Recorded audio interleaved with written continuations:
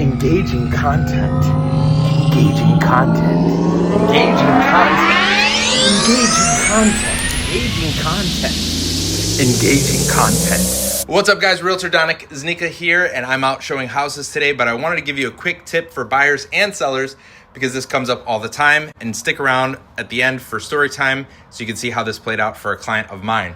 What is the difference between buyer reserves the right to have inspections and buying a home as is? Because they are not the same thing. If you put an offer in and you have reserved the right to have independent inspections, you're basically saying, we're going to inspect the home, and if something comes up that was not known or disclosed, we don't just walk away, we negotiate. We go back to the seller and say, hey, Mr. Seller, this needs to be addressed. The seller has the opportunity to fix it, credit it, or work something out. If we can't come to an agreement between the buyer and the seller, that's when the buyer can walk away. So in that scenario, we're using the inspection as a tool to negotiate and to protect you. Now that said, we're negotiating major defects, safety concerns, and high priority defects, not just minor repairs and maintenance items. Just thought I had to say that. And now let's talk about as is. As is means that the seller is saying up front, I'm not fixing anything.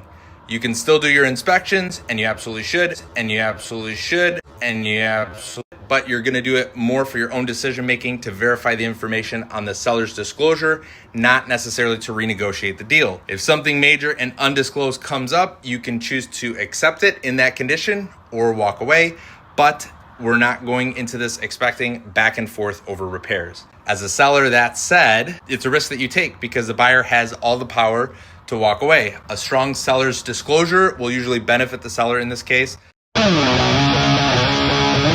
Now that brings me to story time.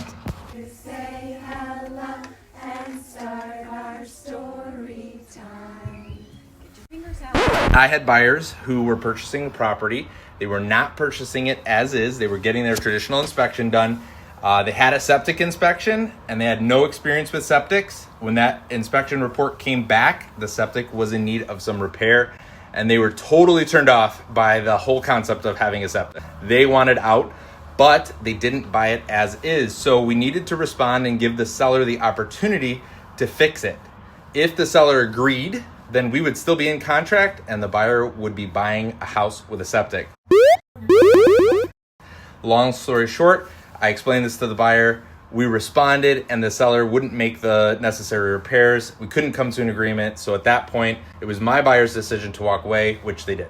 We ended up finding them a home in a municipal sewer system, and they are totally happy homeowners now, so there's a happy ending to that story, but which of those routes makes sense for you is completely dependent, and that's where strategy comes in. That's what I'm here for. I'm Realtor Danek Znika. If you found this video helpful, share it, like it, and I'll catch you guys in the next one. Hi guys, Realtor Danek Znika here. Saturday, it's a beautiful day outside and we are open. Here we are, we're going on a date. We are throwing another unforgettable night. Welcome to our open house. Not a video. It's a video.